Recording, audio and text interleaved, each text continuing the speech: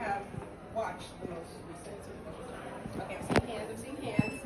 Okay, well, if you have, you'll most likely remember the event's halftime show, and if you can recall the performance, you also probably know about the controversy surrounding not only the show itself, but also the halftime show's chosen artist, hip-hop rapper, and R&B artist Kendrick Lamar. Even though Kendrick's performance was generally received as quite the unique and creative spectacle, he also received a lot of negative feedback and criticism for what he was displaying in his set to his Super Bowl audience, as it involved themes and references to moments in America's history regarding the injustices and oppression that Black people tend to face daily in today's society, and even acknowledged that Black voices are often suppressed or silenced by white Americans who feel discomfort when a Black person speaks out against these issues. Kendrick was ridiculed heavily, mainly by white conservatives who could not sympathize with what his performance truly meant, and wrote it off as an insignificant and impactful performance. Here are some examples of their comments. It was the epitome of DEI blowing up. The performance was so bad, Trump wished someone would shoot him in the ear again. They even went as far as to say that Kendrick didn't deserve the spotlight placed on him in the Super Bowl, that his music was not transformative enough to impact generations.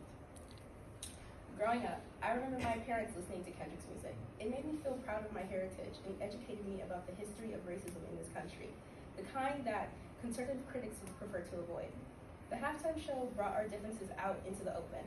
Lamar's decision to have Black dancers wear color-coordinated outfits in red and white with a split down the middle made a statement about how divided Americans are by class and race. During Jim Crow, and even after the Civil Rights Movement, Blacks and whites in America have lived segregated lives. Lamar's message, like Obama's during his run for presidency, that there's strength in coming together. Lamar's performance even anticipated the critiques of these conservative critics through its design. The show was set up as a video game with Kendrick as the player and Uncle Sam, the personification of America, as the one who creates and enforces the rules of the game.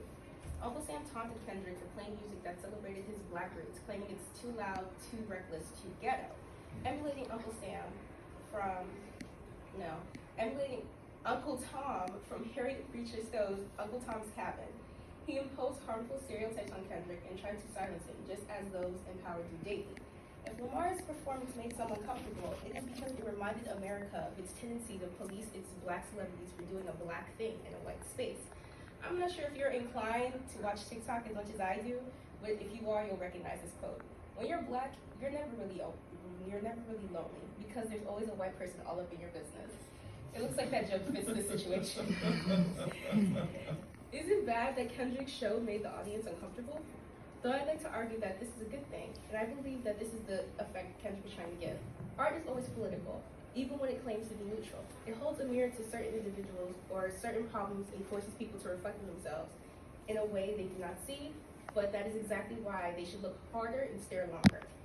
Kendrick wants to make us reflect on the issues that still divide us. We need to look backward to move forward. Instead of ignoring what makes us uncomfortable, we can educate ourselves about these issues. Let's take Kendrick's reference to 40 Acres and a Mule, This Is Bigger Than Music lyric, an enduring reminder of racial injustice in America. For those of you who don't know, in 1865, Union General William T. Sherman's Special Field Order No. 15 promised to give 400,000 acres, about twice the size of the area of Austin, Texas, of land and livestock to newly freed slaves. President Andrew Johnson reversed the order after President Lincoln was assassinated, returning the land back to the white Confederate landowners. Newly freed Black people never received the land or the mule. They were robbed of their economic freedom and independence shortly after being subjected to the horrors of slavery and the loss of their autonomy and dignity as human beings. Black people have been failed in America time and time again, and Kendrick wants to remind the audience of that fact. So I ask you, why do you think the reminder of slavery made some Super Bowl spectators uncomfortable? Is it not a historical fact? The topic of slavery is not a political statement or some opinion based on speculation. It is something that is embedded into America's bones through America's own decisions.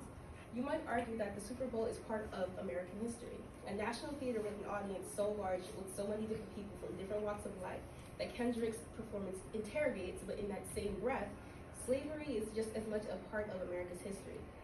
It's in these reinforced walls, the chairs we sit in, the skin we wear. It lives and breathes in this very room. Despite that now, America's own president is going as far as to remove all reminders of our history and culture from the Smithsonian. What spaces will we have left to our devices in which to remember and recollect the past? A past so prevalent in our current lives, a past so significant that America wants to forget. Who will tell our children of the great Black activists and the great Black figures who have fought for our rights, our voices, and our lives? What will we recall these days to reflect as a people and to change for the better, to improve our society and to rebuild what America has broken? We cannot allow the unthinkable to become the norm. We must fight to preserve history. We must stand together in the face of adversity as one nation under God, indivisible, and truly with liberty and justice for all. So keep writing, keep singing, and keep speaking out loud, because we all cannot afford to be silent at a time like this, as we are the minds of the generation, and we see things others may not.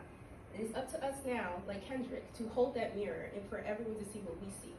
We must make them see the light, propose solutions, and put ourselves in these conversations and change minds. Nonetheless, it's just like Kendrick makes very apparent, they're not like us. Hey.